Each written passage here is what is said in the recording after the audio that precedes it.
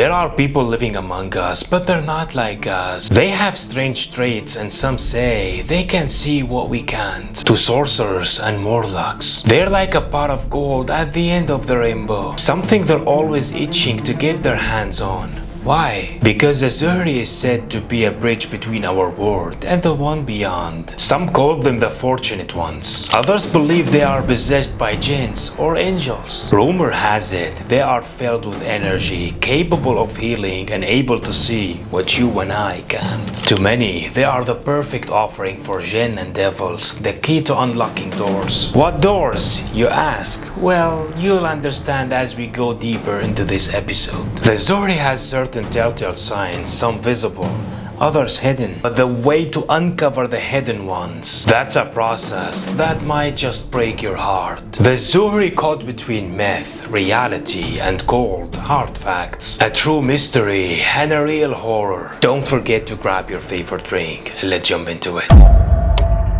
Alright, let's start with the origin of the name. The term Zuhri, or the Zuhri individual, traces its roots deep into ancient Jewish philosophy and spiritual beliefs. The word Zuhri comes from the Hebrew word Zuhar, which means radiance or brilliance. This name reflects the idea that these individuals possess special abilities and insights that transcend the ordinary. If you ask about the Book of Zuhar, a central text in the Jewish mystical tradition of Kabbalah, considered a key reference for understanding spirituality and the secrets of the universe. It focuses on meditative contemplation of sacred texts and provides profound interpretations of the divine nature. The association with magic stems from the belief that Kabbalah contains teaching used to access spiritual power and unseen realms, such as communicating with jinn. In the Arab culture, though, the word Zuhri is sometimes linked to the word Zahr, meaning dice or luck. So the idea is that these individuals are blessed with some serious good fortune. Whether the name comes from Zuhar in Jewish mysticism or Zahr meaning luck in Arabic culture, the Zuhri has always been surrounded by mystery and legend. People say they're not ordinary, that they have abilities beyond logic, making them a target for sorcerers throughout history. But what really sets the Zuhri apart? And what are these so-called powers they possess? In ancient cultures, it was believed that certain individuals possessed exceptional abilities, reflected their connection to the spiritual world. They were seen as intermediaries between humans and the divine, or between humans and demons. The legends boast that the Zuhri individual is a bringer of luck, not just for himself, but for those around him. He is believed to have strong intuition and the power of foresight, as well as an extraordinary insight that allows him to perceive what others can't, including evil spirits and hidden cursed treasures. Legends tell of his ability to summon demons and communicate with them to fulfill his wishes, making him a conduit between our world and the underworld.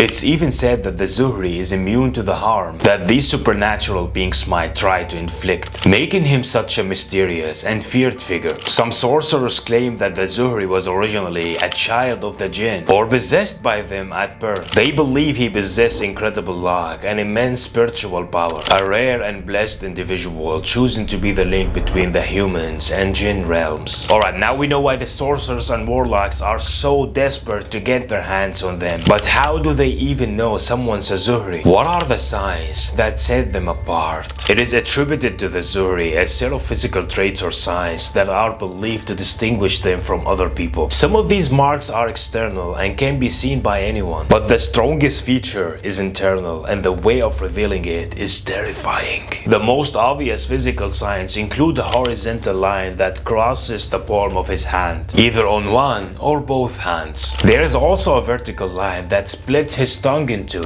and they might have a slight myopia, heterochromia in one or both eyes, plus an intense, piercing gaze. Another identifying feature is the palm tree quality. The hair is gathered together at the front or middle of his head, but the internal and the most powerful sign can only be detected by sorcerers is the color of blood, which is said to be slightly lighter than normal, almost pinkish in hue. It's rumored that demons crave the Zuhri's blood. It's their version of the Holy Grail. The Zuhri blood is like liquid gold for the sorcerers, especially when it comes to black magic. magic. That's why cases of their abduction are quite prevalent, and they can rake in thousands, even millions of dollars for it in certain parts of West and Central Africa, where voodoo and dark magic runs rampant. The families in these regions strongly caution their children from revealing any signs of the Zuhri traits, because they know that if discovered, the child will likely be targeted for kidnapping. And get this, the sorcerers have a whole grading system categorizing the Zuhri individuals. The ones with just hand mark, they're considered third tier, while those with eye and paw markings are elevated to the second tier, each level carrying its own distinct uses and demands. But how exactly do these voodoists benefit from having the Zuhri? Well guys,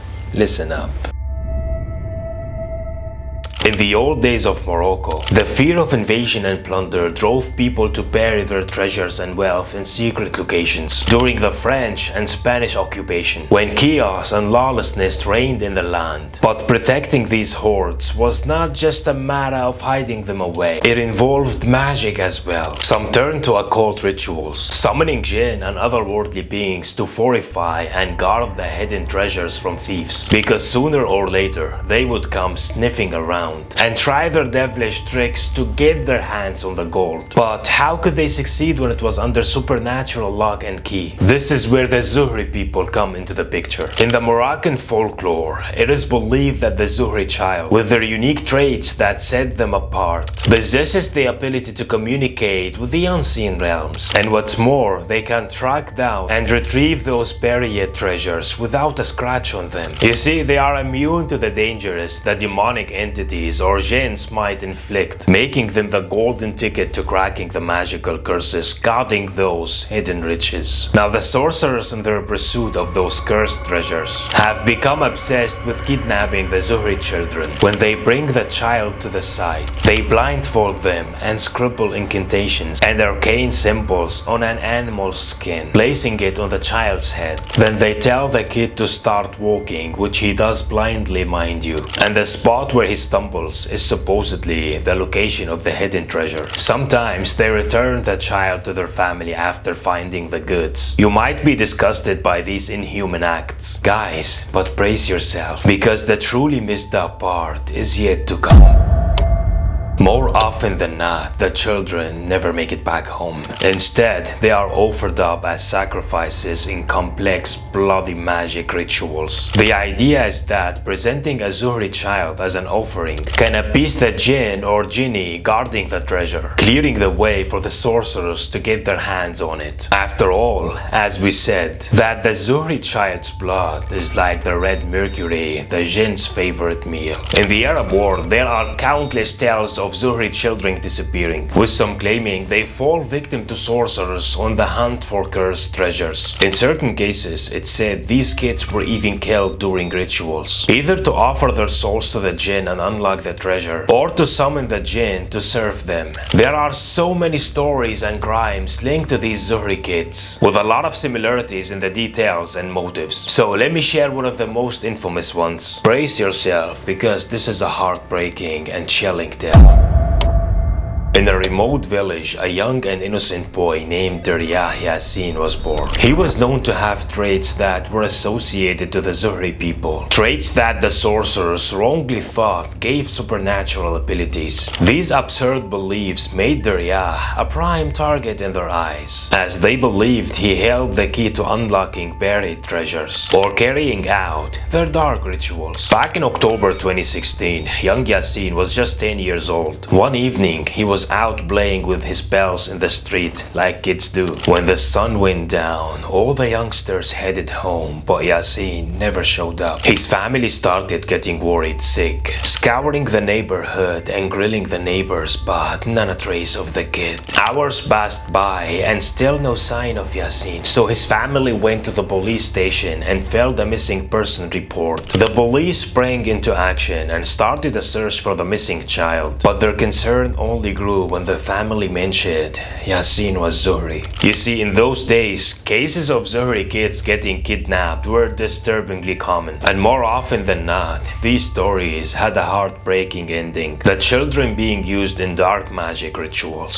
Days of relentless searching passed with no sign of the boy. But on the fourth morning, everything took a horrifying turn. A worker approached a black bag, the foul stench making his stomach churn. His heart bounded as he carefully peeled it open, and then he dropped to the ground in sheer terror. Inside lay the child's body, severed clean in half. His face so mangled, it was unrecognizable. His right hand and leg gone without a trace. The cops were called in right away, and they had a sinking suspicion this rightful find might the missing Darya Yasin. Sure enough, DNA testing confirmed it. He was really the poor kid. The forensic report revealed the gruesome details. The right hand had been hacked off while he was still alive using a sharp blade. Then his skull was brutally smashed in with a hammer or some other metal tool. After that, the body was cleaved in two, the face disfigured and burned, all to conceal the victim's identity, before the remains were stuffed in a plastic bag and dumped in that construction site. The details were absolutely gut-wrenching. How could anyone commit such a heinous crime against an innocent child? The cops had their suspicions about a group of individuals and interrogated 15 people, but there just wasn't enough evidence to pin the blame on anyone. During the investigation, the officers noticed one particular girl was acting real shifty, and the police dogs were circling her in a way that raised eyebrows. After grilling her and asking more questions, she started wriggling noticeably. Under the pressure, the girl finally confessed to a horrific crime. She said little Yasin was out playing with his pals when the other kids headed home. That's when the girl lured the boy with candy. She took him to her place where 5 members of her family were waiting, 3 girls and 2 men.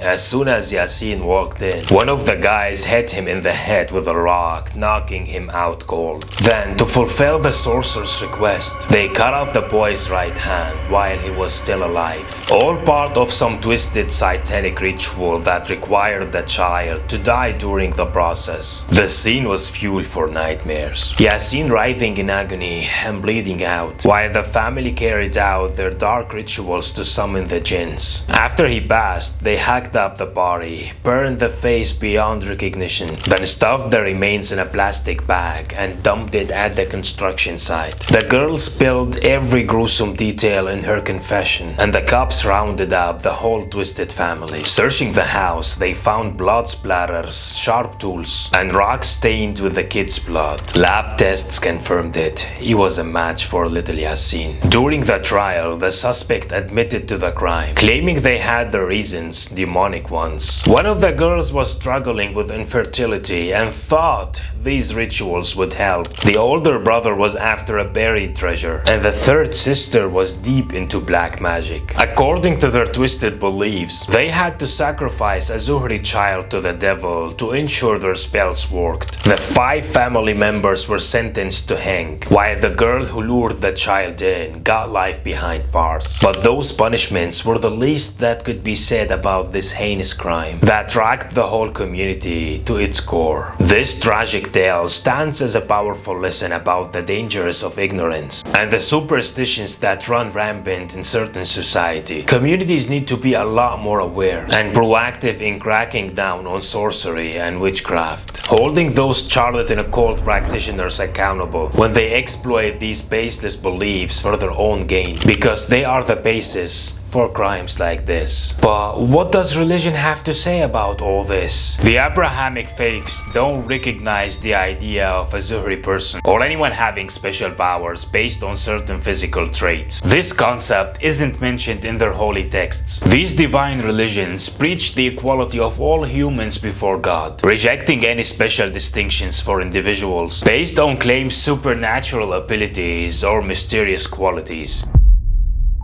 In Islam, the Quran clearly states that true power comes from God alone, and that sorcery and witchcraft are forbidden. Magic is seen as a deviation from believing God, seeking aid from unlawful hidden forces, and is considered one of the grave sins that threaten one's faith. The Prophet's teachings also warn against engaging in sorcery and occult practices, describing them as satanic and forbidden acts that involve the exploitation of children or humans in general. In Christianity, the Holy Bible strongly opposes magic and divination. Deuteronomy chapter 18 verses 10 to 12 forbids believers from engaging in any form of fortune telling, sorcery, or communicating with spirits, considering them detestable acts in God's eyes. The gospel makes it clear that faith in God alone should be the sole source of truth and power. In Judaism, the Torah also warns against dabbling in sorcery and witchcraft, viewing them as defiance of God's will. Exodus chapter 22 verse 18 states, "You shall not permit a sorceress to live," reflecting an absolute rejection of these practices. So in summary, the Abrahamic faiths unanimously reject concepts of sorcery and occultism, calling on the faithful to depend on God alone, and reject beliefs that claim certain individuals possess extraordinary powers based on physical traits or other superstitions. Now, what does science have to say about all this? From a modern scientific standpoint, there is no evidence to support the idea of a Zuhri person possessing extraordinary abilities as believed in folklore. These beliefs are firmly rooted in cultural superstitions and traditions, not a shred of empirical scientific evidence. Science is all about cold, hard facts and rigorous studies to explain phenomena. And so far, no research has been able to prove individuals with any extraordinary abilities based on physical traits like palm line or pinkish blood color. These concepts stem from what's known as magical thinking, people's tendency to believe in myths and legends as a way to make sense of mysterious and weird things that don't understand. Those physical characteristics linked to the Zuhri person, like the line across the palm, are simply natural variations in genetics, and the whole pink blood business is just a baseless myth. Blood color can naturally range from light to dark red depending on the oxygen levels. As for the eye myopia, that's just a birth defect, nothing more. Bottom line, the so-called Zuhri individuals is just your average Joe or Jane. All the powers and science they're said to have, pure folklore and fairy tales, my friend. The difference between science and folklore is clear as day. Science sees those physical traits as nothing to do with any supernatural powers.